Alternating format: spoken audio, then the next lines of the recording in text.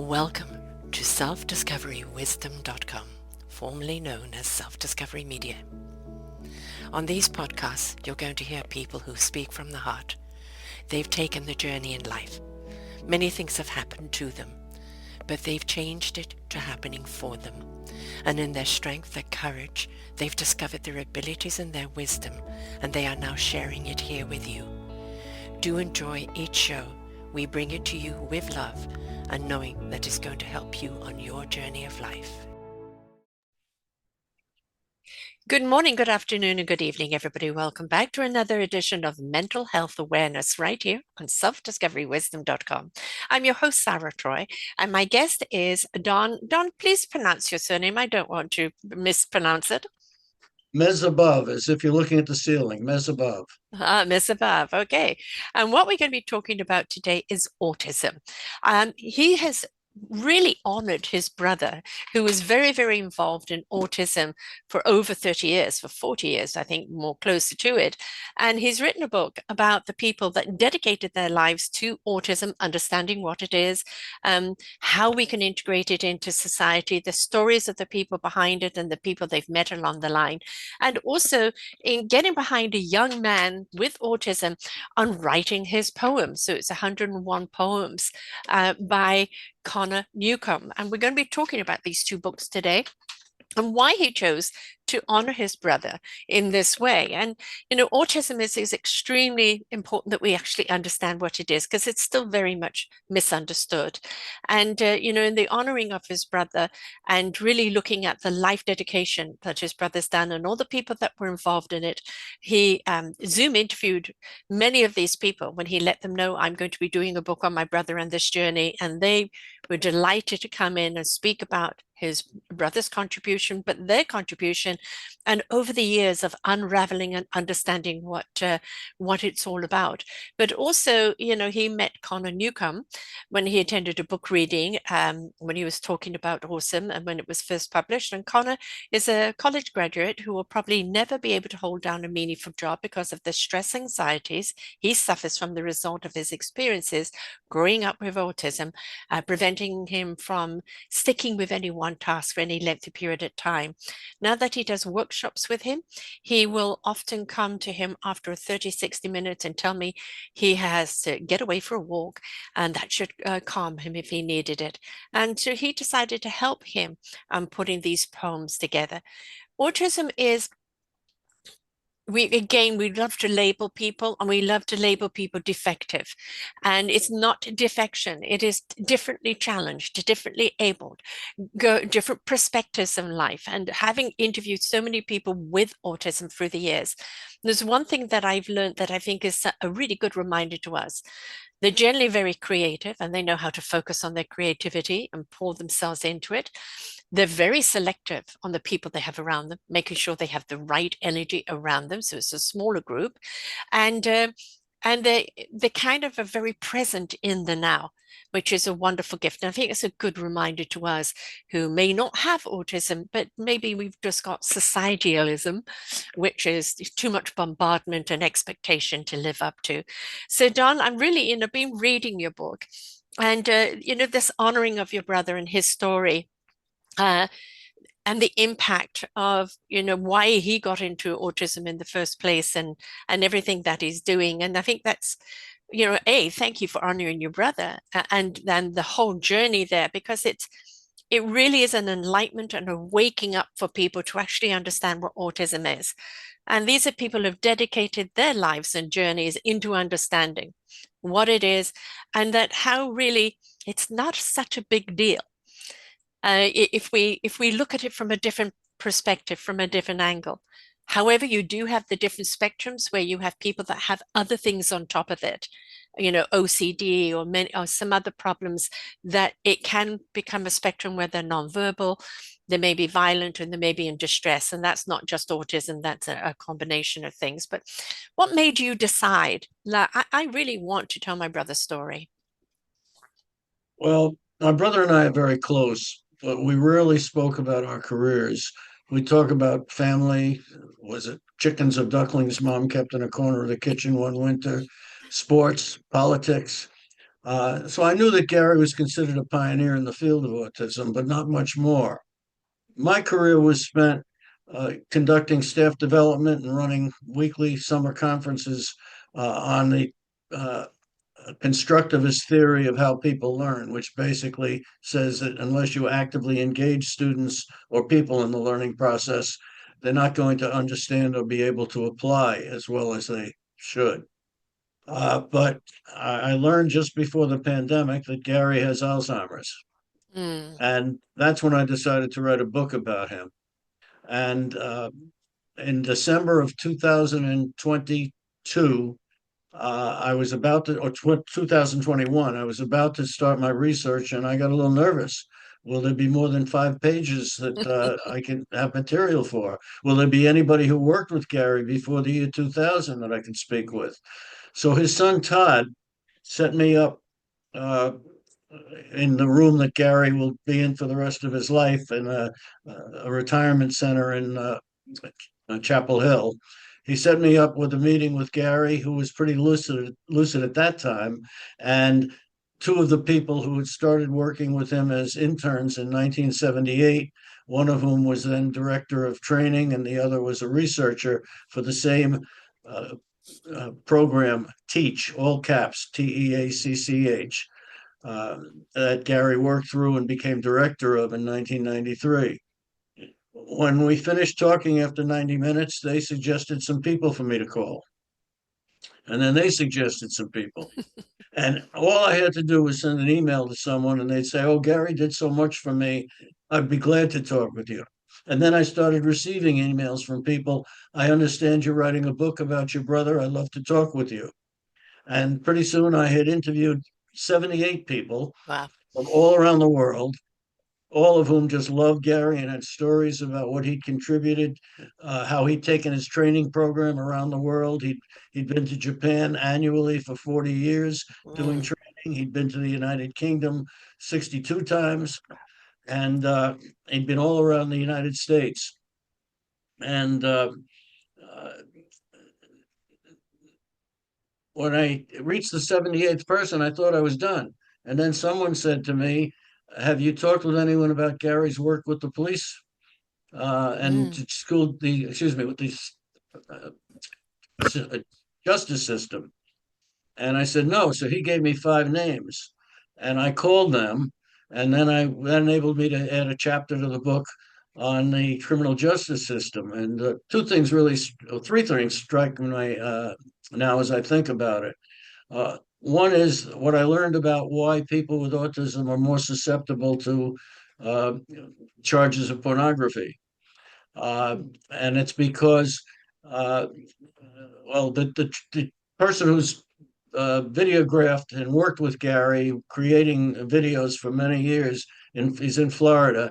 He said to me, when I address men, I will say to them, "How many of you learned about sex from your fathers?" And he said, "Maybe 1 in 100 will indicate they Wow. had." Yeah. He said, "Because we learn from our siblings and we Mm. learn from our peer group." Well, people with autism usually don't have a peer group. Mm. And as a result, they spend more time on the computer than the average person. Mhm. And they also don't realize that the police track what you do on a computer. When they go to a porn site, it's not for the reason most people do. It's because they're trying to learn about their sexuality. Mhm. And I spoke with a professor in Michigan whose son was on the uh, sex offenders list for 10 years. And 5 witnesses, including 3 from the prosecution, all said there was no intent he should be given an 18-month diversionary sentence. Mhm. But nevertheless, he was given a choice, and only by going on the sex offenders list would they keep him out of jail. Mm. And now this is a man who has written 6 books, including 2 about his experience with the criminal justice system. Mhm. Uh, Maybe that was a retaliation and more, you well, know. maybe, although I think it's more that, I did a poverty trauma initiative before the pandemic, and I asked somebody who would do a Q&A with me, "Why do you do this? You're not being paid." And Mhm. I think his answer speaks for many people. He said, "I had 2 choices. I could spend my life self-pitying myself for with justification for all the hell I'd been through, Hmm. or I could treat it as experiences that make me Yes, the person I am today and enable me to help others. exactly. And That's I what it's think that about. right, and I think that's probably it with him. I know that's it with Connor, whom I'll speak about. But the other two things I remember are I spoke with a young lady in Michigan who was applying to graduate schools, and I guess was an intern with my brother. And she said, "I want to tell you what he did for me. I was pregnant at the time, and I said to him, 'Will this be a disadvantage for me when I go for interviews? Because I can't hide it.'" And Gary said to her, "Would you want to go to a graduate school that treated that as a negative?" And she said, "That just changed my whole perspective Hmm. on it." Uh, so I met some fascinating people, and then our institute now is working with police departments as well as schools and community organizations. And uh, the videographer in Florida and this woman in Michigan conducted one session for me so that I could observe and see what, if any, tweaks I'd have to make in what we did with other groups. Hmm. And then the other day, we worked with the police department, and 19 of the participants all indicated that it was not only worthwhile, but they'd gotten a lot out of it.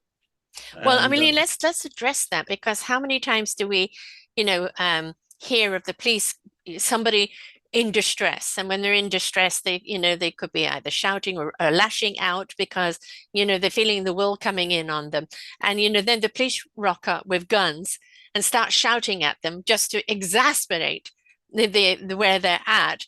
And we know that with a lot of police, it's shoot first and ask questions later. And is if they understand that this person it could be they have dementia or Alzheimer's, or they could be autistic, or they could have Downs. Downs you generally could recognize. But, you don't assume, deduct. And the more that you are educated on the subject, the more you can assess this is a person that's having a meltdown. How do we approach them calmly to bring them down? And the last thing you need is a gun pointing at them. So the more we can actually educate the police force, not to go for the guns, but to come and approach calmly, I think will save many lives. And, imagine if you're in a trauma, you're in a meltdown, you're in distress, and then you've got all these uniforms with guns coming at you. That is just going to make things a million times worse. well, just the sirens and the flashing Hmm. lights Yes. can have a much greater impact on someone with autism in Yeah. terms of making them nervous Yeah. than it would with the average person. And even the average person, I know myself, I get nervous if I see those flashing lights Oh God, behind me. yes. These Right. days, as So I said. imagine Yeah. what it's like for them. But one of the reasons that the work I'm doing is so satisfying is there are a lot of problems in this world that we all know about, Hmm. but it's beyond our capacity. It's beyond the amount of money it would cost to do something about it. With autism, it's just a question of giving people a little bit of information. In fact, we have 20 tips, and I'll give a couple of examples that on our evaluation sheets people cite as one of the most important things they've gotten out of the session. And they're Hmm. little things like people with autism often fear physical contact. Yeah. So when you talk with the police, you just say, give them a little space. Yes. People with autism sometimes need to look in another direction in order to understand what you're saying. I Hmm. can't tell you how many stories I've heard of students who were suspended because as the principal was talking with them, they were looking in another direction, and the principal took it as a sign of disrespect Hmm. and suspended them. In fact, within 2 days, I collected 28 stories after sending out one group email from parents and grandparents telling of disciplinary problems their child or grandchild had had, all because someone didn't understand and Yeah. took personally what they were doing. I Hmm. have the story of uh, Peter, who was 7 years old and took a seat in the far rear of the classroom. The teacher moved him toward the front. The next day, Peter's in the far rear of the classroom again. 3 more days like this, Peter moving toward the front, and the teacher sends him to the office. While the principal is talking with him, Peter's looking in another direction. Principal takes it as a sign of disrespect and suspends Peter for a week. Now, what the teacher didn't understand was that people with autism often uh, find that a sound which to you or I may be barely noticeable can be deafening.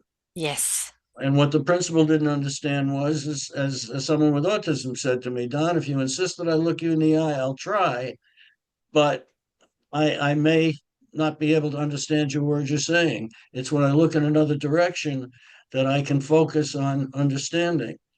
Yeah, And and the importance of that is that again, the more we're educated as to how, they're going to interact in the very many different ways, the more that we can be more sensitive to the how we approach them. I just want to interject something I watched the other day that moved me beyond tears, and it was on a show called Survivor. And there's a young girl on Survivor, which is they put on an island, and it's a game, and it's all about surviving and getting to the end and making some money, but it's also um, who they are at the beginning and who they are at the end and the lessons they learn about themselves in this survival rate. And that it's very much a social game as it is a physical one. And there's a young girl on there that in her group, and when she started off, she confided in her father that she had autism and that if he ever saw a meltdown or saw her struggling, this is what to do. Get me to breathe, hold my hands, make me feel safe. And then somewhere along the line, the groups were changed, and she was in a different group. They were doing a game, and to which she managed to win. But the whole time she's doing, she's hyperventilating. And at the end of it, she just went into a complete hysterical cry. And he's in another group, not meant to mingle. But the guy that conducts the show said, go over and speak to her. And he just went over, got her to breathe, held her hands, you're safe, and brought her right back down. There wasn't a dry eye anywhere. Even now, I kind of tear up talking about it. The understanding and the compassion. There's nothing wrong with her. These are challenges that she faces. And if we could all have a little more compassion for each other and just be there for each other in that time of stress, we would be such much of a better society. And it became not only a great education on autism and on compassion, but really, quite honestly, for us supposed normal people looking at ourselves, what do we do when we're in stress? Don't we wish somebody could come along and take a hand and say, I've got you? Isn't this something we can do for everybody? that's right. Well, when my book was published in October of 2022, I was ready to tell my wife that she could stop telling people, and she really enjoys telling people Don is a failure at retirement. But Love it. because of my because of my experience over the years working in education, I recognized there was an audience that nobody was addressing. Right. There are there are groups doing wonderful work with research and wonderful work providing direct services to people with autism and their families, but I haven't found anyone working with people in schools, community organizations, or first responders who interact regularly with people on the spectrum and have little or no information to guide them. Right. And And and why I, and is I it know, not? I mean, it should be. Anything that you are to do with the public, this should be a part of your training. Not just well, I know, autism, but yeah, people with dementia or Alzheimer's, people that have anybody on the spectrum, they should well, learn I this. know the reason. It's because I know in education and all over, uh, everybody these days is overwhelmed with workload. And so then, while you should learn about autism if you've only got one or two or three kids to deal with, it's not enough to motivate most people to go to a workshop or read about it. Mm, And the other reason is, I mean, let's face it, the people in our schools and elsewhere see the tantrums, they see the meltdowns, but they don't realize that they have anything to do with it or can do anything mm, about it. They think it is what it is. And I have to admit, I tell people when I do workshops that 7 years ago, my understanding of autism was based on one person in our congregation who would sing out in a high pitched voice, two or three lines, stop, rejoin us, the congregation, and with another two or three lines. And I thought that was what autism was. I mhm, find that when we do our 2 hour sessions, uh, many people come in with that same perception. It's based on one person they know, or it's mm, based on something they read or heard. But when they leave, it's very clear from the evaluation forms that they understand now why we call it a spectrum and mhm. why we say that to know one person with autism is to know one person with autism. Mm. But that's also what makes it so complicated and difficult for people to understand, because you can't say that as any one characteristic that No, everyone with no. autism has. It would be different if they were all the same, as I once thought. And Dr. Love, who's an outstanding therapist in Asheville, told me a story about a colleague. And he said the colleague said to him, I was able to tell this parent that her child does not have autism because he's able to look you in the eye. And Steve told me that because of how ridiculous Hmm. uh, something like that is. But even some professionals uh, have misconceptions. So anyway, that's why I'm doing what I'm doing, No, because that's why this it's book is so important because right. you're not just, honoring your brother and what he did, but all the people that did it with him. And so everybody's got a story to tell from their perspective, their understanding, their discoveries, what they have to reveal. And so this isn't just like a one linear story. You've got an entire orchestra in here, which is wonderful. Well, when I started the book, it was going to be solely about Gary, and he was going to be in the title. But I talked with so many wonderful people, and I saw professionals in the field, parents, and I realized that this was a team effort. He Hmm. provided the leadership, and it all started when a man named Peters, Peeters from Belgium, came to Chapel Hill in 1982 and shadowed Gary for a week, and then invited him to come back to Belgium the following year. And so the following year, Gary brought a team with him, and they developed a training program, which is now used around the world. And when they were in Belgium that second year, people from other European countries, Denmark, etc., came, and then they would invite Gary back there. And someone explained to me that unlike the United States, the European countries are very centralized. Yeah. So that as soon as just a leader buys into something, it can spread very quickly. Hmm. And that's what happened in Japan. I wonder, Sarah, how many people are familiar with the refrigerator mother theory, Yes, which I was reading about that, which I had never ever heard of before. I mean, isn't it? we've heard of, cold-hearted mothers, but never the refrigerated one. Maybe because I was brought up in England or I'm in Canada, but it was quite fascinating when I was reading that chapter. Well, very few of the people in our audiences have ever heard of it. But in the 1960s, a man named Bruno Bettelheim uh, promoted the theory that women were responsible for autism in their children by Aren't we being cold and responsible for distant. everything wrong?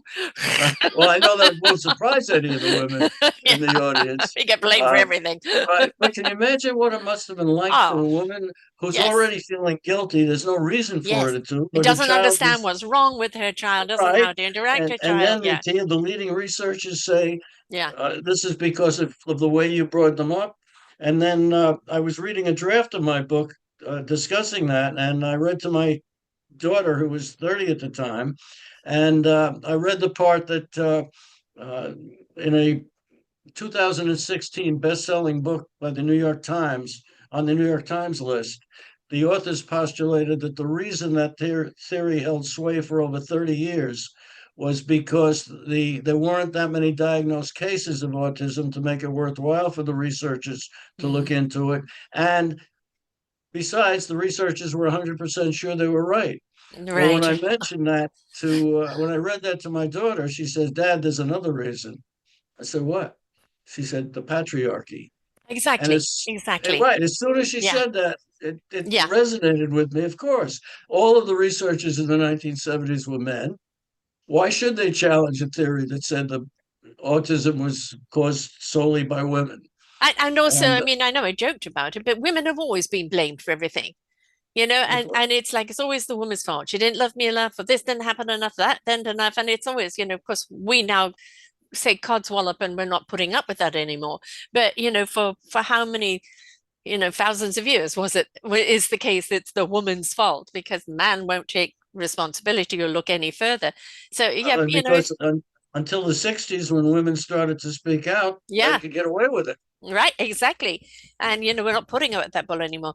Here's a question for you that I think that I didn't know how much autism was out there, all the different spectrums, or the different.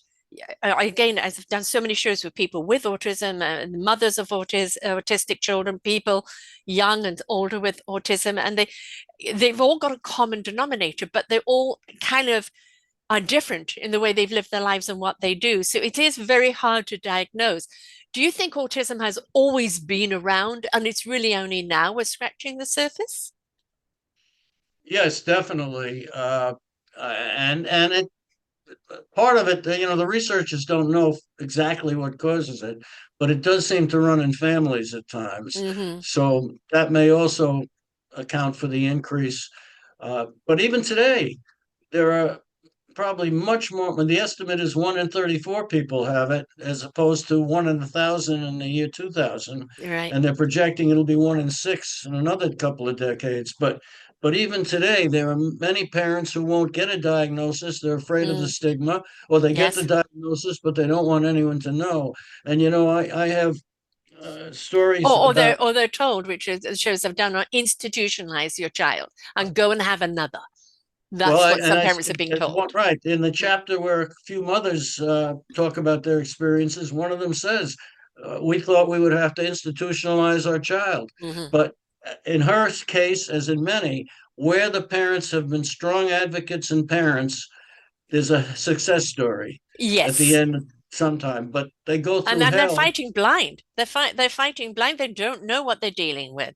They just know they love their child and they're not going to give up on their child. And it's actually, from the parents that I've interviewed, it's them seeking other parents going through it and sharing stories and sharing solutions that have kind of broadened the understanding of it because they then became the spokesperson, being able to pass on that knowledge. But I think for most of them, there was nobody out there to help them. They had to seek other people. This is what's going on. What do you do? Does this happen to you? And the old picket fence type thing. Well, you're spot on. In fact, many of the women I interviewed had their children in the late 90s, early Yes. 2000s, Hmm. and they then founded their own organization. There's Hmm. a woman Hmm. in Rhode Island who has a terrific organization now, but she founded it because she wanted to bring experts to her small town in Rhode Island, and the best way to do it was to form an organization and hold an annual conference. Exactly. And so many of the organizations that were formed around the turn of the century were formed for that reason. Parents who formed them, other parent went to a conference and collected email addresses of other parents and started an organization where she eventually had 5,000 people on her email list. Excellent. But the tragedy of not first of all, there are waiting lists now of over 18 months for some places for diagnosis. And as I said, there are people who are ashamed of it, so they don't even want a diagnosis. But the tragedy of that is how important it is to get an early diagnosis. And one example is uh, a high Russian official. I think I could figure out his name. It was the 1980s. Sent his daughter with autism to Chapel Hill and told my brother he could had the emissary who took her say you can keep her as long as you need her. 6 months later, the emissary came back, and Gary handed him a folder, and he said, "I wish we could have seen her sooner. We're limited now on how much uh, Yeah. we can do for her." And as a side note, the emissary handed back the folder to Gary and said, "We don't take bad news back to Russia." And I thought of that when there was an article not that long ago that Putin doesn't understand how badly the war is going in Ukraine because his generals are Don't afraid take to give bad him news, bad right? news. Right, Right. But exactly. Yes. right, That sums the it other up story, beautifully, which is actually. right, Yeah. the other story, which is somewhat humorous but brings out the same point, was Alice Wertheimer, a parent who moved to North Carolina to for her son David when he was diagnosed at 4. But before she moved, she was in New Jersey, and she hired a tutor from Tennessee who had a thick Tennessee Southern accent. So the first thing the tutor did was say to David, I'm going to teach you colors. I'm going to hold up a color. I'll pronounce it, and then I want you to pronounce it. So she held up the color red, and she said, David, this is red.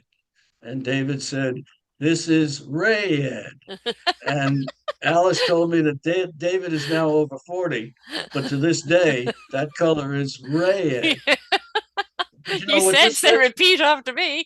But what this says to me is because Gary used to tell people when you teach someone with autism something, make sure you teach it correctly Yeah. because it will be very hard to change. So, what these two things say to me is the very first time someone interacts with someone with autism, they are going to establish a trust or a distrust relationship that is going to be very hard to change. Hmm.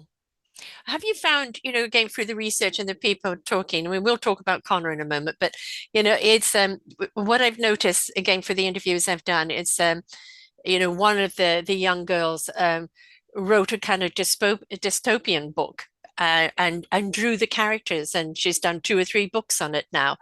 Storytelling and creativity. Another young man, went into gaming, and a lot of people with autism do go into gaming. Creating games or studying games and doing all of that because it's kind of they don't have to interact with humans per se, right? They're wrapped in a nice little fantasy world where they feel safer. Did that kind of research come across in all that you did? Uh, no, but it doesn't surprise me Hmm. because think of what it must be like for a child from the age of two to Hmm. not understand what's being said because one of the characteristics of many people with autism is difficulty understanding and speaking verbal verbally. And think of what it must be like for a young child to see that everyone around him seems to understand what's going on, Hmm. and he or she has no idea. And Connor said to me recently that, or he answered a question and said that people with autism see things as black and white. Hmm. But I think one of the reasons is because that's a security. Yes. If they follow rules, and if I'm driving Connor and I'm going 32 miles an hour, he will point to the sign that says 30.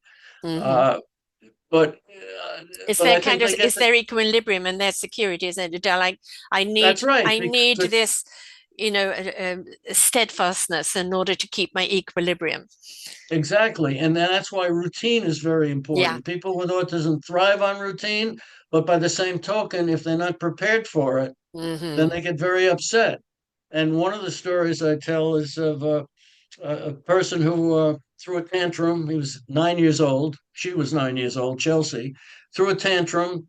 Principal called the parents. Parents picked her up. Next day, a regular teacher's back in class, speaks with Chelsea. Everything's fine. And then the principal finds out and thinking we can't set the precedent of letting a tantrum go unpunished, suspends Chelsea. Well, why did Chelsea have a tantrum? Two changes in routine. There was a Yeah. substitute teacher and there was a fire drill. And Mm. I say to groups, all that would have been needed to prevent the tantrum would have been if someone had come to Chelsea early in the morning and said, "You're going to have a substitute today, but Mr. Johnson will be back tomorrow or the next day. And if you have a problem, see me." And for Yeah. the fire drill, someone in the class, even a student, could be assigned when there's something out of the regular that happens. Take Chelsea under your wing. Well, I told this story to a staff in California where we worked with that virtually in a 2 hour session, and we did 4 2 hour sessions each day of the week. Or no, one each of 4 days of the week. And the second day, an assistant principal said, "Don, I heard that story yesterday, and I want you to know I'm going to be the point person. Whenever a Mm. teacher is absent, and I know about it, I'm going to go to any student with autism in their class and prepare them for it." So again, That that's just another example of how simple it is you can to avoid the meltdown, right? You right. can avoid the meltdown. It's just kind of understanding these are their triggers. Now, we look at veterans with the post-traumatic stress and think they're the only ones with PSDD. No, there are anybody that's gone through a trauma in post-traumatic stress disorder, they're going to have triggers that are going to throw them off, and they're going to get into an anxious mode, or maybe sometimes a violent mode. But at the same time, is they also like a structure. They also like to know their parameters, because Anything stepping outside of that can set off a trigger.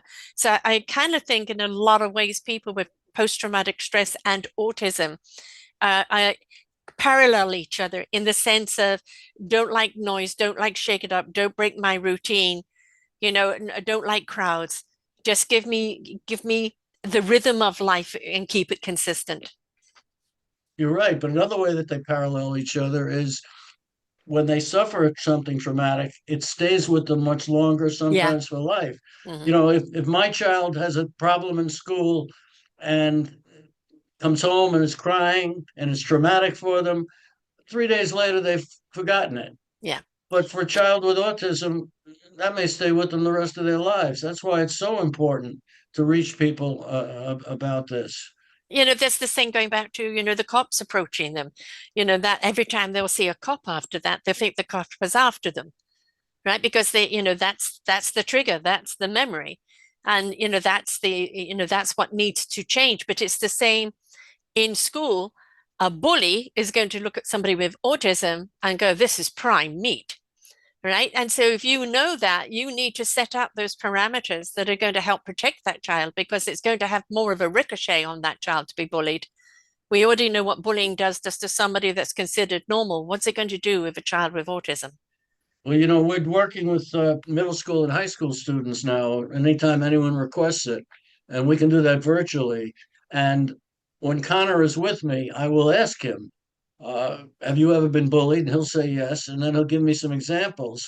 And what I can see happening, and I see it in the feedback also, is the students are not just saying to themselves, this is the way someone with autism feels when they're bullied. They're making the transference to the fact that anyone who's bullied Yeah, feels this way.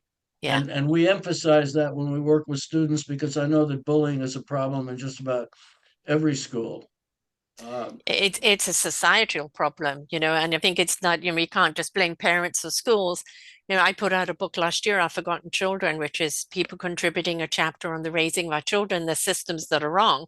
And there is one on autism in there, but it is back to the societal dictation and expectation that you're only popular if you have this many likes, you're only popular if you do this, you're only going to be accepted if you do that. Now, we're a person with any form of autism. I have dyslexia and ADD, not the HD, but the ADD. My kids, at least two of them have ADD and one with OCD along with it.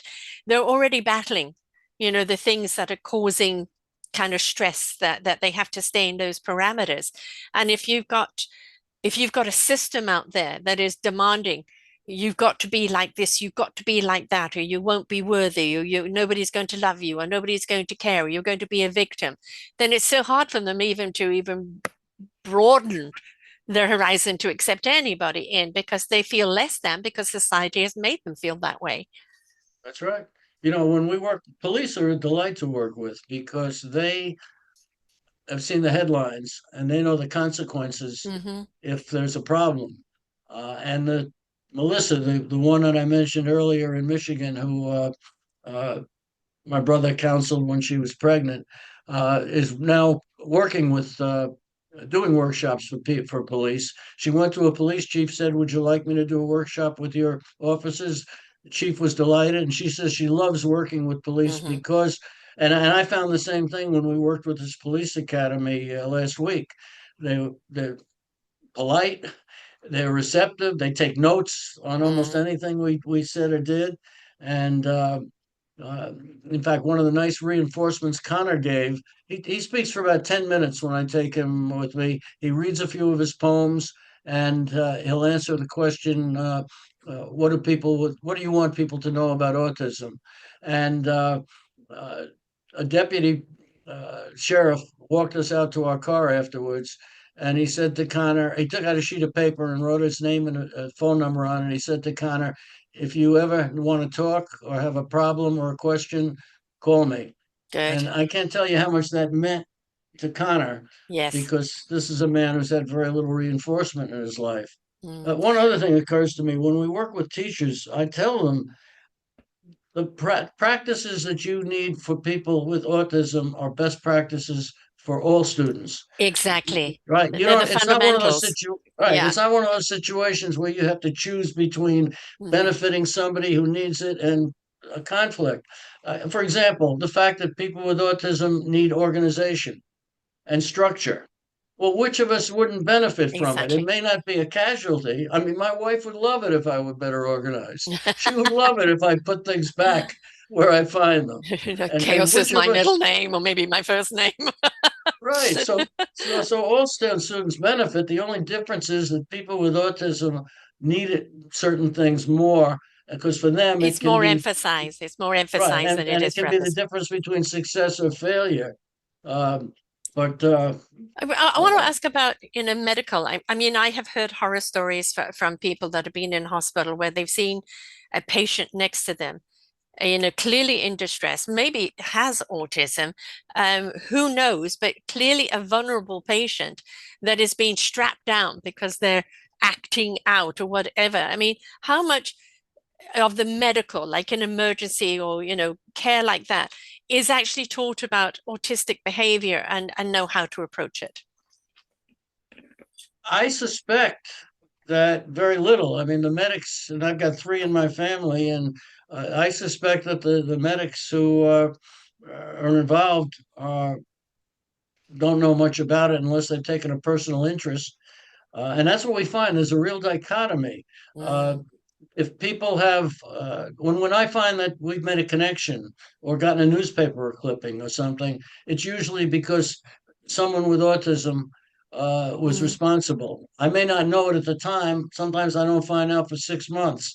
Uh, but the other part of the dichotomy is the overwhelming majority of people who don't have anyone in the family or close to them with autism. And like I said earlier, they just think it is what it is. They mhm. don't realize. I mean, these are often good, caring people, but they don't realize that they have an impact or could have an impact because they just think it is what it is.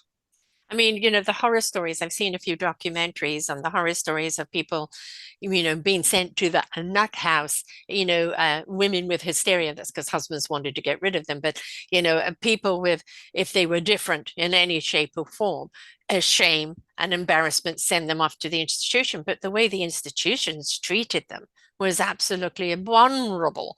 No support there whatsoever. I mean, just exacerbated the problem even more. And so it's like there's so much still to learn. And I think that, in training as a paramedic, in the fire department, in ER, this, with again, post-traumatic stress, Alzheimer's, dementia, autism, this needs to be taught of what to look out for. And you may not have the complete diagnosis understanding, but you know that they fit into one of these categories. And the last thing they need to do is be, you've got nurses coming at them, doctors coming at them, they don't want to be touched. And now you're going to strap them down, and it's like, oh, horror stories.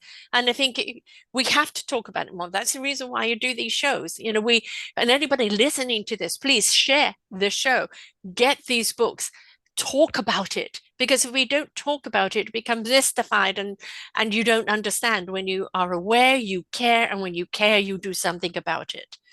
Well, time is on our side because the number of diagnosed cases is multiplying uh, at a very rapid rate. And as soon as we go from the average teacher, for example, having one, two, or three kids in a regular classroom with autism to having five, six, or seven, then you're going to see people wanting the resources we have to give away now.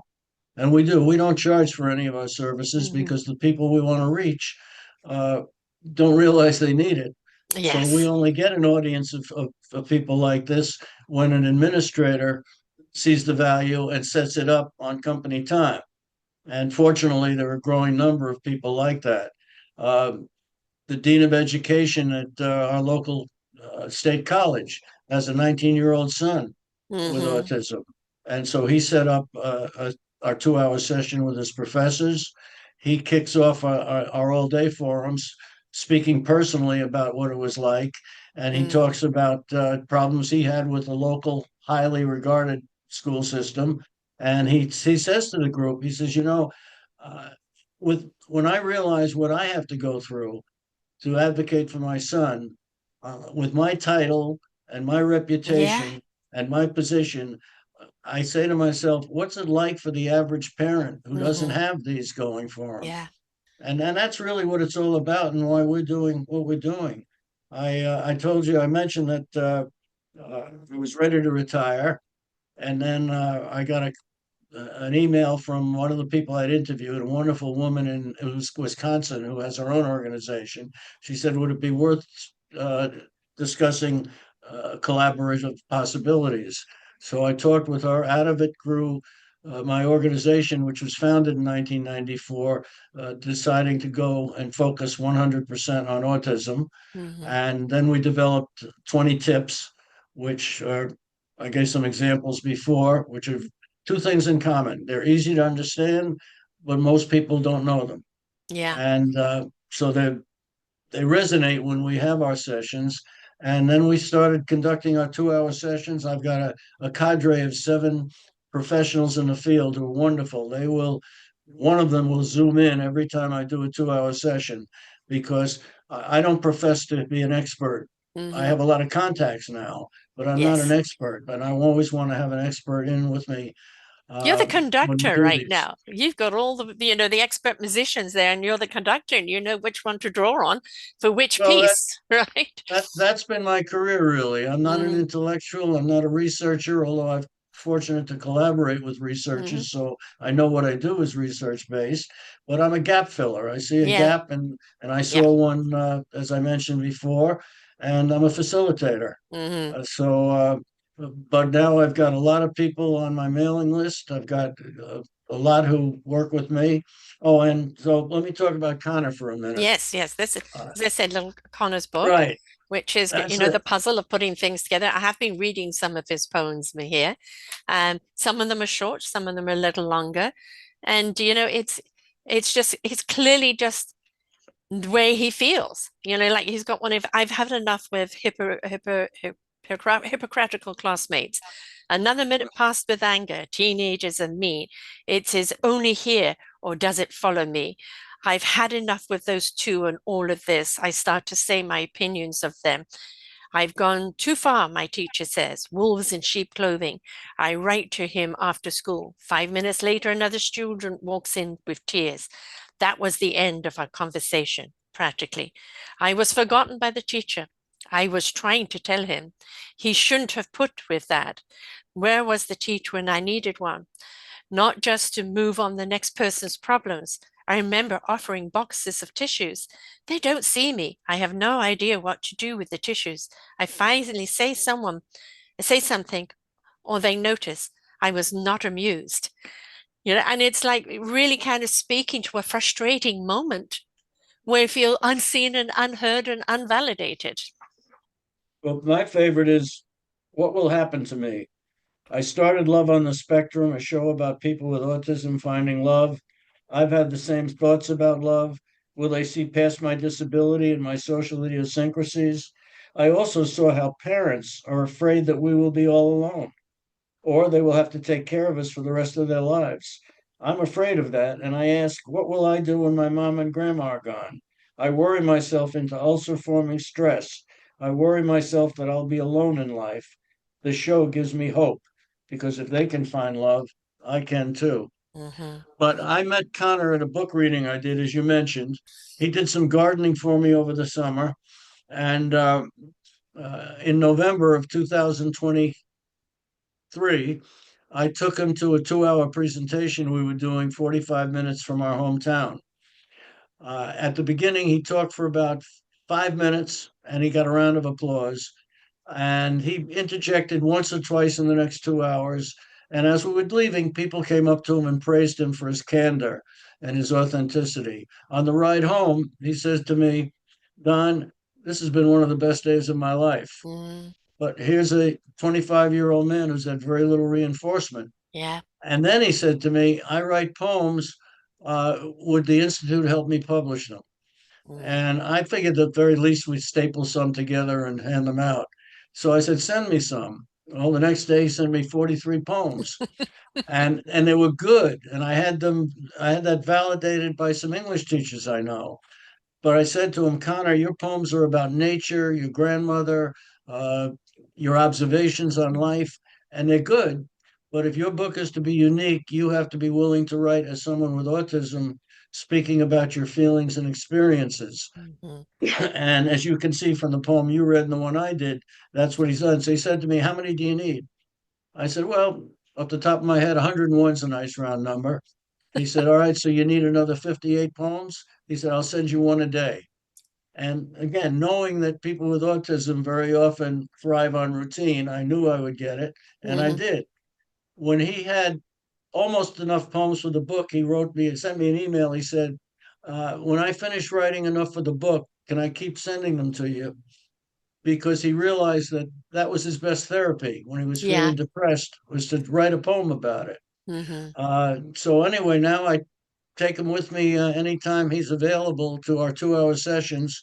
And I joke with him. I say, you know, it used to be some people would mention me favorably on the evaluation sheets.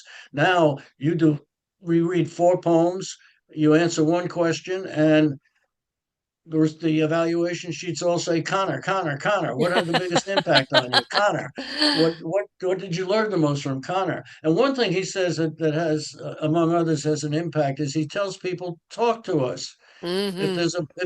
If you want to know about it, talk to Ask. us. Don't Yes, assume, just ask. ask. Right. Yes. You know, and I've learned from people who know about the brain, and I don't know much, but I've learned that you have to separate calming someone from talking rationally with them. You're not going to be able to talk rationally at the time they're upset. Not And their rational, not your rational, right? right, Right. right, It's a different rational. but people would say, so how much time has to elapse? And the experts tell me it does depends on the individual. It could be Mm, 10 minutes, it could be 2 days. yes. But you've got to separate them. And the other thing that I take away from people with brain expertise is the importance of seeing yourself as a mirror, Mm, because and that's easy to say, because if someone's kicking you, cursing you, mm, screaming at you, it's very easy then to say you should have rational detachment, but it's very hard to do. But the point is, if you see yourself as a mirror, the way I react to someone who's having a tantrum is the way they are going to react. And if I mm. start to get excited, which is understandable and difficult to control, but if I do, then they are just going to escalate the situation. Exactly. They need, as like in the movie, in the show Survivor, just, holding her hands and just getting her to breathe with him and just, breathing and calming down and then hugging her and then holding hands, just giving her a safe space to decompress, to calm down, right? Because she felt safe there. And that's the thing, make them feel safe enough to calm down. Don't escalate, don't demand, no high voices, soft tones. This is out of context, but it kind of reminds me of this, is that I was busy interviewing a mother of 15 children, 13 of which she'd birthed herself. And in the middle of my interview, I had a chronic asthma attack. And I had never seen myself have an asthma attack before. And I never knew that my face contorted the way it did. My face does all sorts of weird things when I'm having an asthma attack, and I look frightening. And I'd never seen that. And all she did was, it's okay, dear. It's okay. Take your time, dear. I'm here for you, dear. There's no rush. It's okay. Had it been somebody else that had freaked out, I would have been probably more prolonged in that asthma attack, No right? question about it. Yeah. Sure.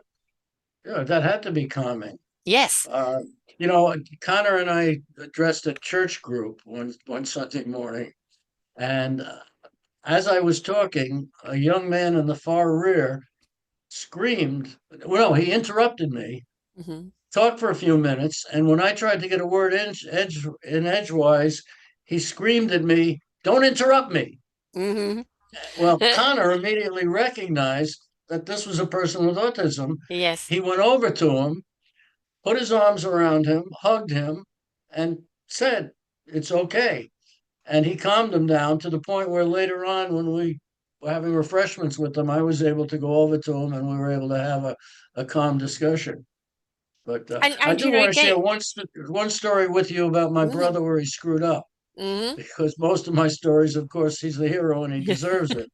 But one of the things about people with autism is they don't very often don't understand when a task is over. So a Mm, strategy that some teachers and parents use is called left to right. Put the work to be done on the left, move it to the center when he's ready to work on it independently, and then as a receptacle for them to put the work in when they're finished. So they know when the work mm. goes into the receptacle, they're done. Well, my brother met a teenager who said to him, I have a girlfriend, but I don't know what to do with her. So Gary said, well, you could take her to a movie, you could take her to a restaurant, you could take her to the beach. And about a month later, he ran into that teenager and said, how are you doing? Oh, I'm doing fine, but we're not going out anymore. Why not? Well, I took her to a restaurant, I took her to a movie, and I took her to the beach. My brother forgot to tell him that that's not the end of the dating process. That should be just the beginning. Yes, like, be clear and concise, don't allude. Be very, very concise on what your meaning is. And if they do look like they don't understand, just say, what would you like to ask me? Or would you like me to clarify differently? And let them ask. Don't make them feel stupid, please. It's that you clearly see in their eyes they're not getting what you're saying. Say, what would you like to ask me about that? And let them come at. One of the experts I work with, Seth Bartholomew, also in Asheville, uh, I've heard him say to groups exactly what you're saying. Be very brief. Don't say, get your knapsack. We're going to go to the library in a few minutes and then we're going to go home for dinner. Just say, library in 10 minutes. Yeah, Leave the adjectives out, make the one sentences step at a short. time. Yeah. Uh, And, my wife was a special education teacher for 30 years, would tell me with identified kids, don't give them two sets of instructions at once. Give them one, let them finish it, go to the other. Let me tell you, college kids are no different. I have a lot of them as gardeners. If I Hmm. say to them, I want you to weed that garden over there, and then when you finish, would you look, they'll come over to me after they finished weeding the garden and say, what was it you wanted me to do next? Exactly. And yeah, So I'm like it's that when I'm, especially with tech, and you've got to do this and then do this and do that. And then it jumps immediately to the next thing. But I haven't finished this one yet. I need guidance and help on this one. Now you're telling me to go and do that one. My brain gets fried, yeah. like I get So it's not frustrated. just people with autism. No, not at all. One other story I Overload. like to tell.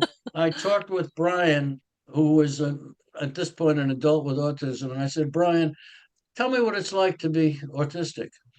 And he said, well, he said, I can focus so much on something, which is good, but I miss appointments, I disappoint people, I let people down. And as he's talking, I'm thinking to myself, that's me. I Hmm. worked for a newspaper, and the secretary was across the aisle from me. My boss, Ernie, was two steps up. He was the editor behind me.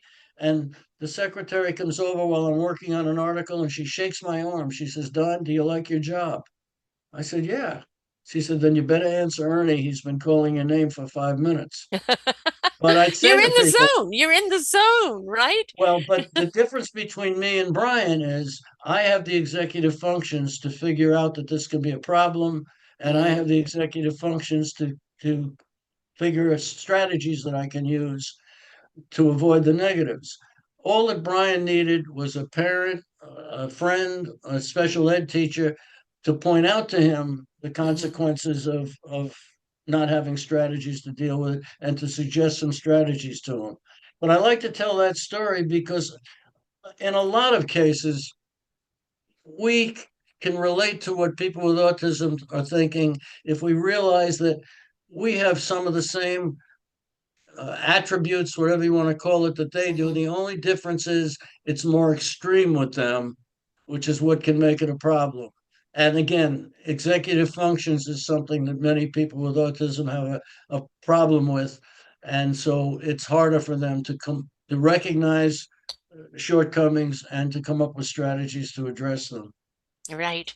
And, the other thing I look at again, having children with ADD and OCD, it's recognizing what stresses them out. I mean, my daughter's 42, you know, completely got her life organized. She's a mixologist and she's a yoga teacher, but she acknowledges that to leave her house, she needs to give herself an hour because on her way out, she see this needs to be done, the garbage needs to be taken out, got to tidy this, I've got to do that, and she can't leave it undone.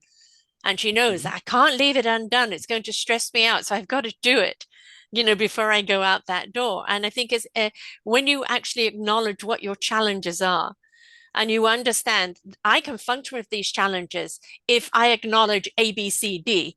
And as long as I follow those A, B, C, Ds, that's not going to overwhelm me. I'm going to be in control of it.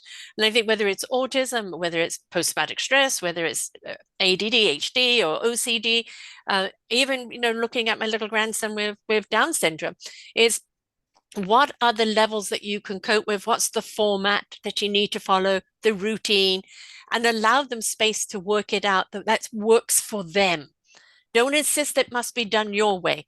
They've got to discover a way that works for them, and we need to honor that. When I used to work with teachers on constructivist theory, actively engaging students, one of the premises of constructivist theory is take the learner from where he or she is Mm-hmm. and build upon it. And it's really no different with autism. In fact, one of the things my brother contributed to the field uh, at that time, the ABA, which was the other major organization, and they're more popular now in the United States because they got to the insurance companies first. But people in Europe and Asia and Australia will tell you that the teach philosophy is at the foundation of their work. But anyway, uh, at that time, because I want to emphasize that now the two organizations are very similar, which you would expect after 70 years. Each takes the best of the other. But in 1970, ABA was trying to fit the average person with autism into the mold of what they considered to be the normal child. My Mm-hmm. brother took the position, no, what you need to do is find out what's going on in their brain first and Mm-hmm. then build on that, build on their interests and their strengths. And that was one of the major contributions he made. Another one that he made, along with Eric Schopler, who was the director and founder of Teach, which Gary eventually became director of. But Eric would say, treat parents as partners. Yes. He would say, scientists are the experts in the science of autism, parents are the experts in their children. Mm-hmm. And They're with them the virtually current 24/7. director of Teach, yeah, the current director of Teach, uh, said to me, to this day, you will not find a parent in the waiting room while a therapist is working with her child. Mm. So, No, no, and look, we have various therapies for my little grandson, and either I'm there or mum's there or dad's there. We're there because we want to learn, what they need to do, so we can keep supporting that. And my little grandson with his Down syndrome, he's only 2. He's not quite walking yet. He's almost there, almost there. But we have a music coach that comes around every 2 weeks, and it's for both of the children. And the 4-year-old kind of goes silly Billy when she comes, 5 minutes of silly billies. And she plays the guitar, hello, and she plays this, she plays that. And then I say, play Afro drums. And she starts playing the Afro drums. And my little 2-year-old, Down syndrome child, just goes ballistic. He starts playing anything as a drum. He's rhythming, his feet are tapping. He's absolutely gone in that rhythm completely. And it's like, follow them where they're at, right? Soft guitar isn't well, going to that's be to it. him, right? And, Follow them and where they're at. and whether it's autism or somebody that we would consider normal, Yeah. uh, we all have certain potential in certain areas, and the best we can do for ourselves or anyone else is to help them reach their potential. And if you talk about music with me, I love music, Mm-hmm. but you'd be wasting your time trying to teach me how to play an instrument. In fact, when my kids, 3 of them, reached 5 years old, they would try and teach me the piano. And I Mm-hmm. can still picture them sitting next to me on the piano bench and saying, "All right, Dad, bing, bing, bing, now you do it." And by the time they got to the third bing, I'd forgotten what to do with the first two. And we And all would. again, it's a different approach. You can't play the instrument. Like and one of my guilty pleasures is interviewing musicians. They're already in their soul. They're already in their spirit. They're playing and singing or performing from their heart. And I mentioned in a show that I'm not a musician. And then they said to me, "You may not play music, but you speak music." Right. And that's the thing is, why do we look at thing if you can't do that, therefore you're not? Well, we have a different connection. That's the whole point. And that's something, growing up with dyslexia and ADD and God knows what else that probably hasn't been diagnosed. Academically, I was completely left behind, exempted myself from school at 16. Just couldn't get it. If I had a conversation with a teacher, I retained it. If it was turn to page 47 and go to paragraph this and that, I couldn't see it, couldn't feel it, couldn't do anything with it. And I had to learn, I call it spiritual intellectualism, by participating in life and going through the experience of life and navigating it through that way. And I think what we have to do is look at our children and go, are they academic? Because some of them can be very academic. That is the way they're wired, and that's what they can do. Let's nurture that and help them be the best they can. But some of them are going to be taking a different path, and don't consider them unacademic or stupid just because they're learning in a different way. It is all about laying that arena open for them to learn in a way that they can receive.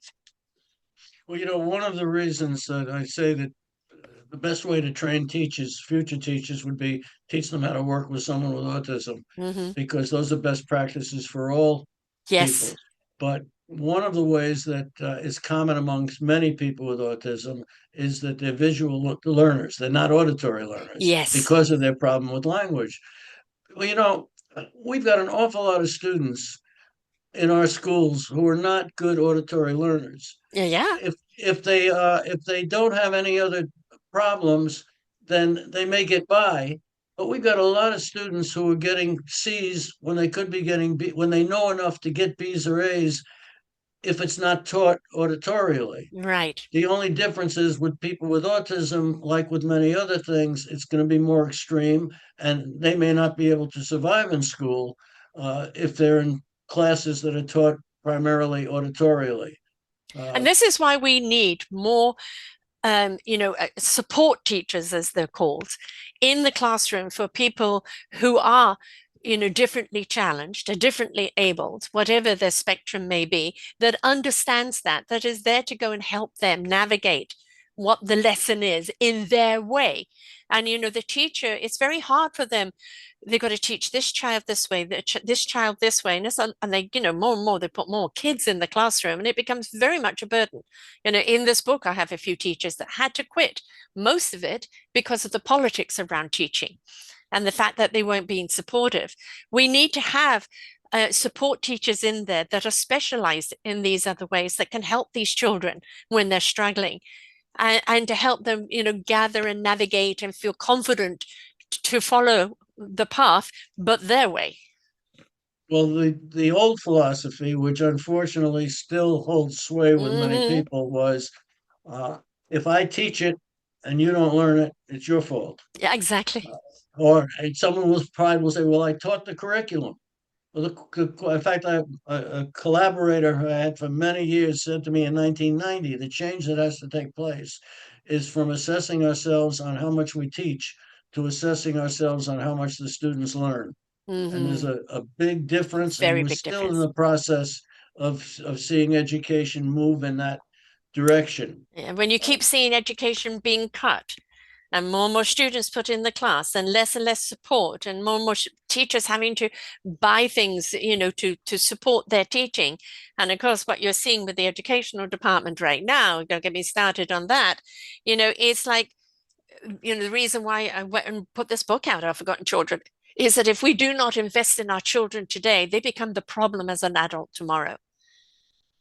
But let me share something along that line, then I'll connect it to autism. I say to people, I'm not proud of it, but I have to admit that I only read one book, K through 12. It was the Jackie Robinson story, because Mm-hmm. he was my idol growing up. Now, if the purpose of a lesson was for me to learn conflict and character and setting, why not let me learn it through the Jackie Robinson story? I still Relate, remember how much I relatability. hated Silas Marner, Yeah, and never actually got to read it, even though I was supposed to. And you can say, well, what if you have to learn Shakespeare? Well, why not ask me to compare the secondary characters in Hamlet with the secondary characters in the Jackie Robinson story? right.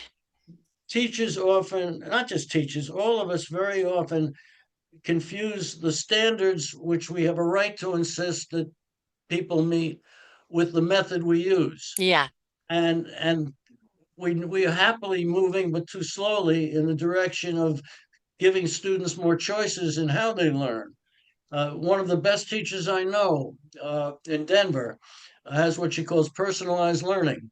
And she says every week she meets with every one of her 20 students individually for 20 or 30 minutes, and they set goals for the following week, and they assess whether they've met them that week. So I said, well, where do you find the time? Hmm. She says, because I let the students work on whatever interests them, but I give them a rubric that tells them what they have to accomplish.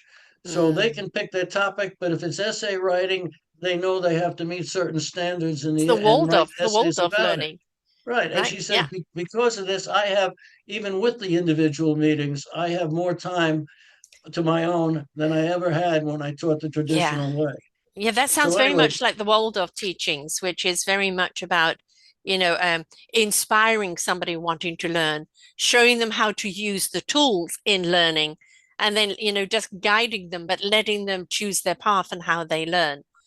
now the connection with autism is that one of the characteristics of many people with autism is they obsess Mm, over whatever it is they want to do at the time. hmm. And if I'm riding in the car with someone with autism and they have in their mind they want to talk about something, I can try and move on to another topic as much as I want, but they're going to bring me back Yeah. to the topic. So what that says about school is why it's even more important to learn of the interest and Yes. the ability of someone with autism, because otherwise you're going to have a difficult time getting them to do any work.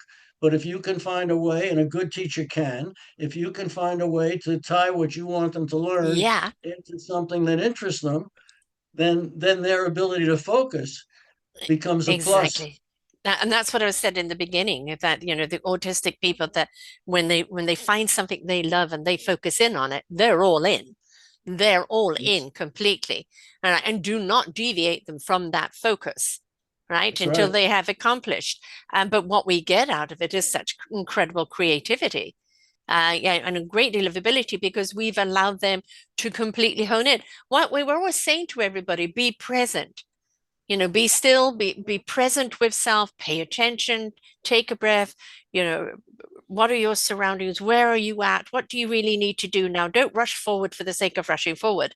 Well, autistic children are doing that, and they're focusing. I want to talk about this. I want to do this. And this is their present.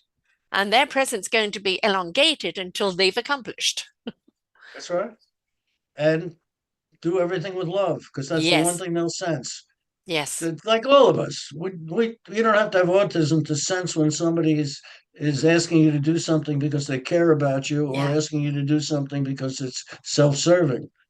Yeah. And again, people with autism, that's one thing that comes through to them. That's what Connor will say to people. Mm-hmm. He'll say, it was my mother's love and my grandmother's love that got me through an awful lot of perilous times. And Because that is he, actually, something, again, with the interviews they've done, especially with mothers that were told to institutionate their child, and that there was no help.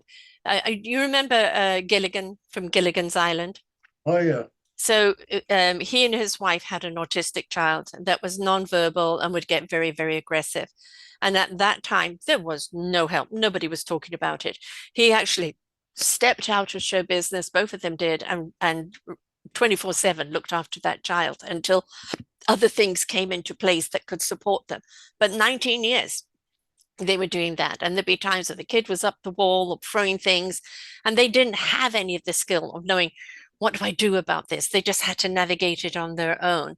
And then eventually, he bought his son a house across the road, and they got an assistant to come in and live with him. And then the son thrived. And unfortunately, Gilligan, the actor, died. But his wife then took stories. She started writing storybooks from that, kind of based on not around autism, but a lot of what the son had taught her into storybooks for children.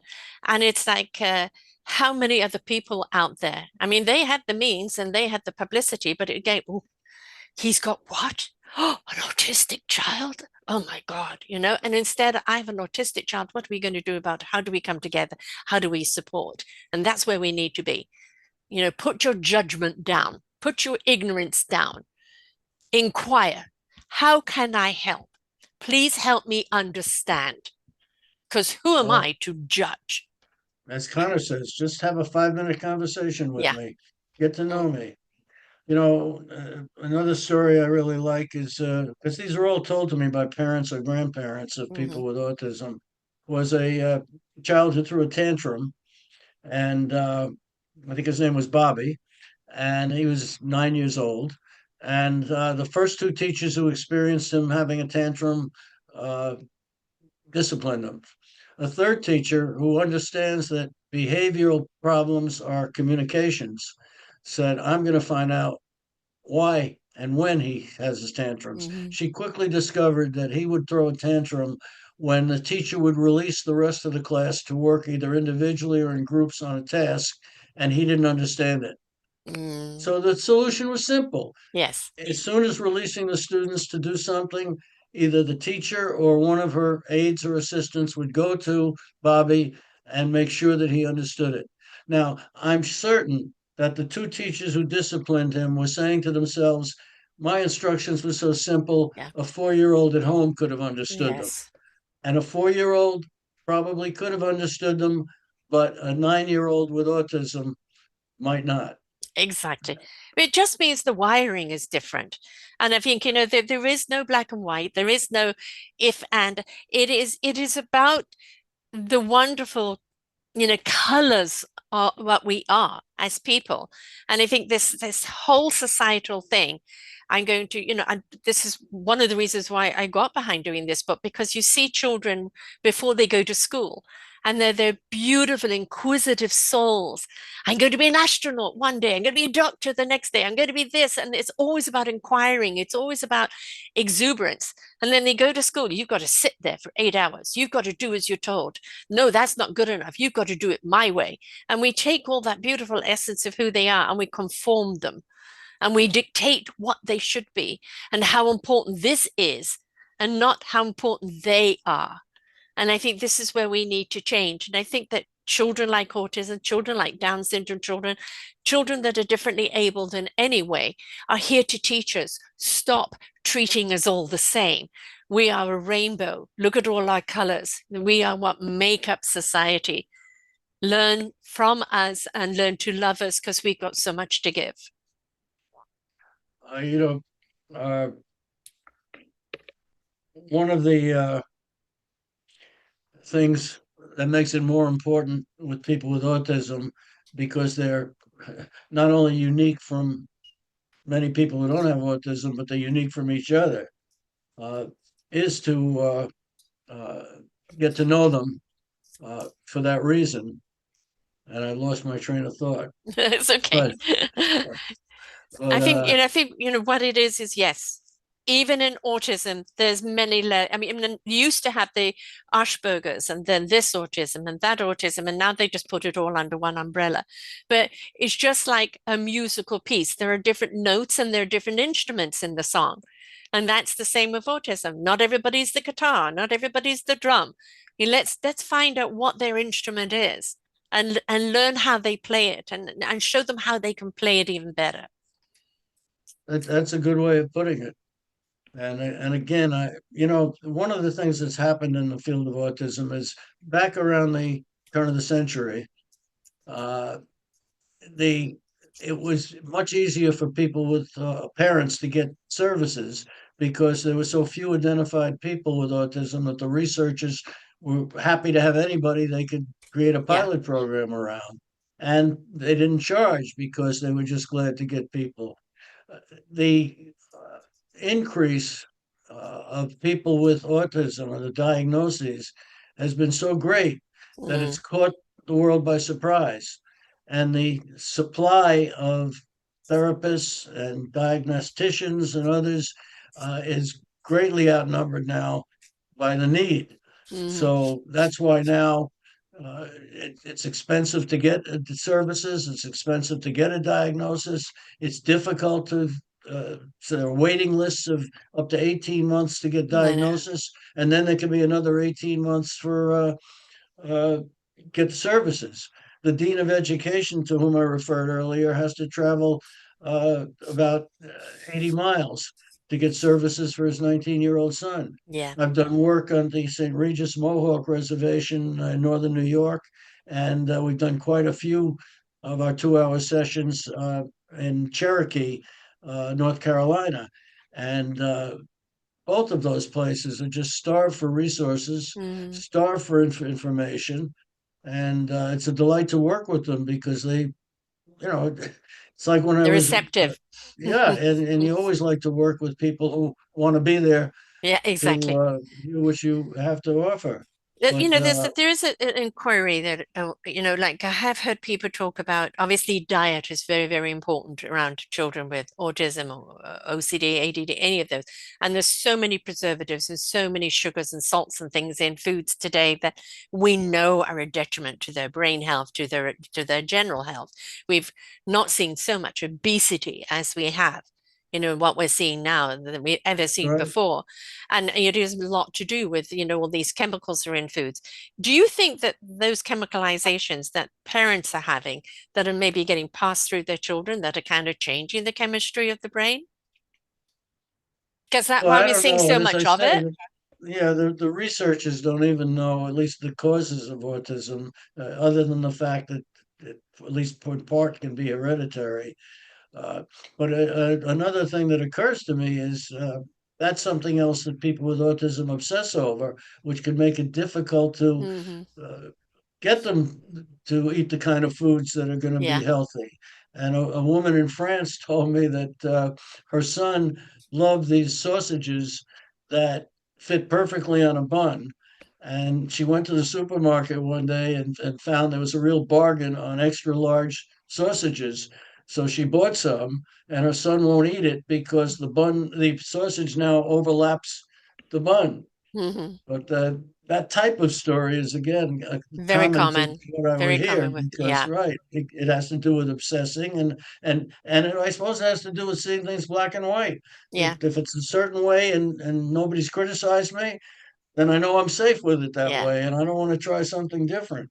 Yeah. And no, I've But heard that story over and over again. And it's like it's and generally, unfortunately, very often it is the unhealthy food. And so it's like, from birth, let's try and get health into them and all the foods that they eat, that it becomes the norm, and don't try and introduce it later when they can be afraid of it. So, but there's again, it's navigating, isn't it? well, and I can see too where parents are so overwhelmed with the Hmm. challenges they have that they don't want to take on another battle You're right. if they can avoid it. And it's easier to just hand some candy or Which something unfortunately else. in turn is not doing them any favor. But That's again, right. without that support, because it can be so overwhelming for a parent. And also, I would tell you, two women I interviewed that were told to, institute their child and have another one. Both of the husbands walked out on them, right? And that's extremely common to have a Yes. spouse walk out and just leave the mother or maybe the father to deal with it because they can't. And we see that so often. And a lot of that then comes down to we're not giving them the tools to understand or how to navigate it. We're not giving them the support. And if we did, we may keep those families together. And many people don't know where they can go for support. Yeah. That's one of the things we accomplish with our 2-hour sessions. And then when you do an all-day session, I'll bring in some people, and people are amazed to find the resources that are there that they're not aware of. Where do But people find these resources?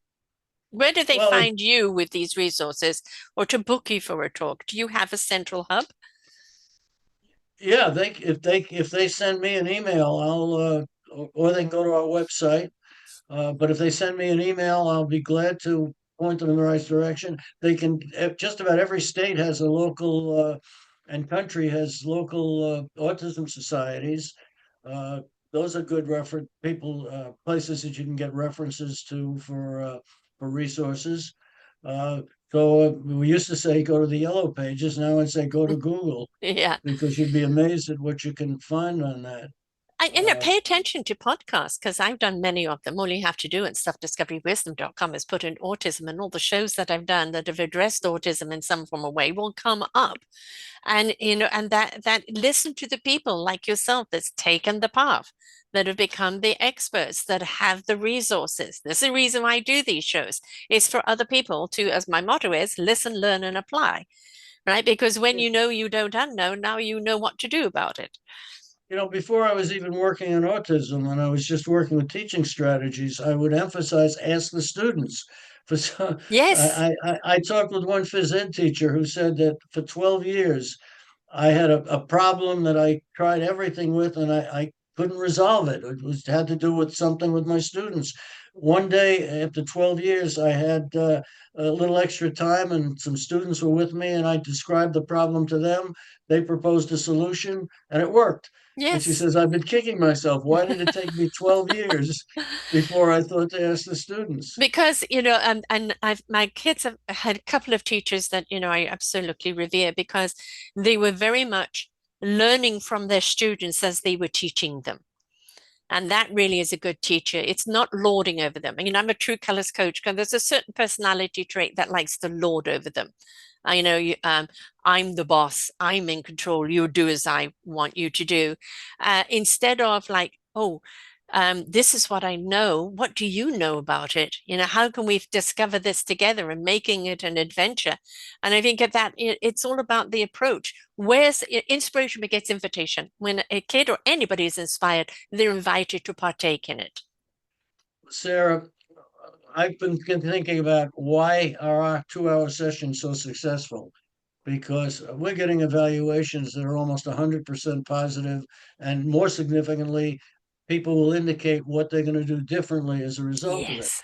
And I know one of the reasons is our constructivist background. Most Mm. presenters, and some of them are excellent, teach from the front of the room.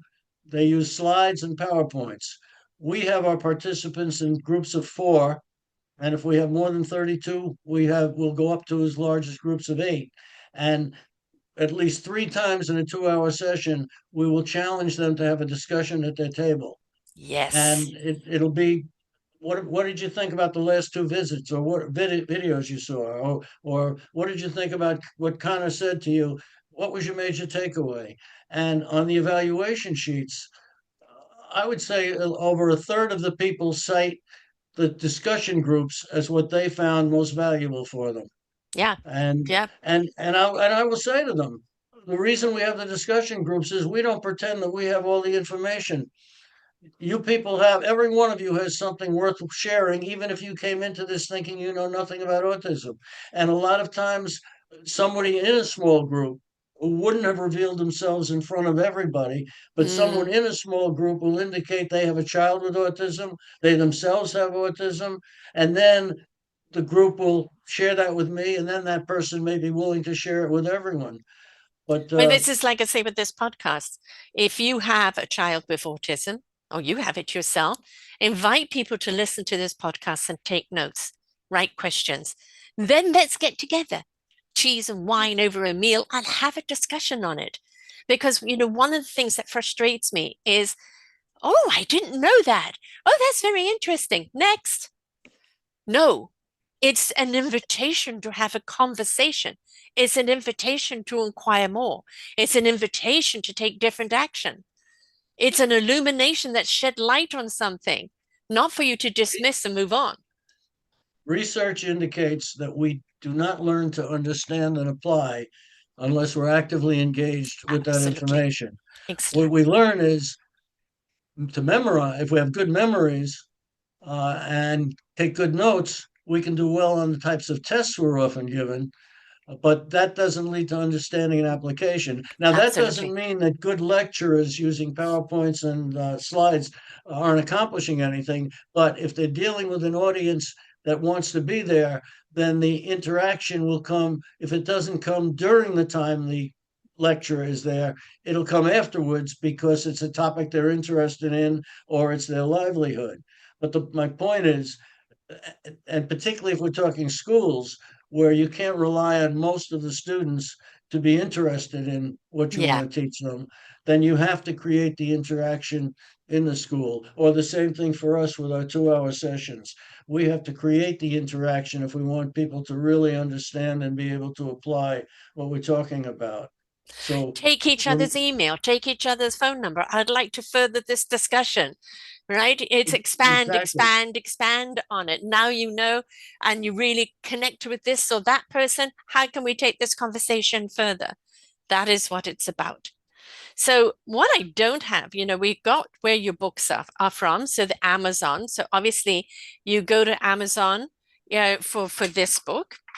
Let me get that one up. All right. Uh, so, Right. so Mesibov, That's about Stockler, right. and Teach, Teacch, Changing the World for Parents and People with Autism. All they have to do is put in your name, Don Mesibov, Don Mesibov on Amazon, and they will find the book. But then also you've got the poems, the 101 poems by Connor Newcombe, and 101 poems. You put that in there by Connor Newcombe, Newcomb, and those books will come up. And this is a great way to start the whole education. And because I don't care whether well, I don't have anybody with autism. I don't care if you don't. You're going to meet somebody with autism along the line. You're going to meet a parent or a co-worker that has somebody with autism in their life. Out of respect, know what you need to know. So you know how to talk to them, or you know how to talk to someone with autism, or you know how to talk to a parent with a child with autism, and don't assume and don't disregard, because that's disrespectful. And Sarah, the only other thing I'd like to mention is we will do our 2 hour interactive session. We can do it and have done it virtually, so we can do it anywhere in the world. Mm-hmm. And we do not charge for it. Just send me an email, and if you've got 10 or more people, we'll be glad to conduct it. In fact, in a few minutes, I have one coming up with someone actually who did a podcast with me, and now she's organized a group of parents, Excellent. and we're going to do a 2 hour session with them. Well, But let you get to that, but let's people find out how they can get hold of you. Of course, they can find you on alignable.com, and you just put in your name or the Institute for Learning Centered Education Autism Initiative. right, They can reach you at your email, which is DEMESIBOV@gmail.com. But what is the website, love? www.learningcentered.org. Learning Learningcentered.org. ORG, folks, not .com. And of course, if they want to book you for that 2 hours in their community, or if they, want to inquire more, then go to the site and just start the process there, or email you directly. Either one. And I'll be glad to start the process. I hope, folks, that you've really opened your mind and really learned something here today. We're still very, very much learning about this in the world. And the only way we're going to learn more is if the discussion is reading the stories, is having meeting people who are the experts who have been doing the research. And we do need to know this because, as you said, if we understand people with autism and the baseline there, we understand the big word that we need to have is compassion. And when we treat them with compassion, as we should every child, as we should every adult, we are more open to actually understanding them and learning what they need from us and not imposing what we always want from them. Sarah, the only thing I'd like to add about my book is it was pretty much written by the people I talked with. Mm, There's a chapter with, I think, four different parents talking about their experiences. There's a chapter on how they started a support group. There's another chapter, there are two chapters on strategies, and each of the strategies in those two chapters was suggested by a different professional in the field. Uh, and it's a and there's big some book, folks. It's an absolute massive amount of information in here, right? Massive amount. Right. But hopefully, we've broken it down into chapters that clearly identify what they're about, and people can pick, well, in fact, the cow puzzle, something I'm proud of. Yes. Someone who Oh, was I was there reading told about me. that. Very, very Yeah, interesting. You've got to read the book to find out about the cow puzzle, folks. right. It's very, But very Sarah, simple and very I intriguing. thank you so much for the opportunity to communicate with people, because Oh, that's what this is my all about. pleasure. It is Autism Month, which every month should be autism, but please do not look at it as a defect. Look at it as just a life challenge. When we understand and we have more compassion and we really care, then we could be the difference in their lives and they become the difference in ours. So thank you so much, Don. And to everyone else out there, please treat each other with respect and openness and are willing to learn. Because when we do that, and we come from a place of kindness, we're just going to make this world a whole lot better. Can I close with the way I end all my sessions? Uh, Someone told me that my brother was once asked, "Why do you and your colleagues put in so much extra time beyond what you need to for your job?" And his response to that is what I end my sessions with. We do it because we can, and we Mm. do it because it's right. And do it because you care. I'll add to that. And if you didn't care, you wouldn't be doing it. So thank you for caring. Thank you, Sarah. Bye Until bye. next time, folks, keep the caring growing. Bye for now. We hope that you enjoyed the show. There are so many more for you here on selfdiscoverywisdom.com. Just go to the podcast tag at the top there and you will see all the many genres and all 3,000 shows ready for your listening. We are here to serve you, to help you on your journey of life, and we know that through inspiration it begets invitation. We are supported by you, the listeners, and those that we interview. Anything that you can spare us in donation would be greatly accepted, and we do hope that you enjoy the next show.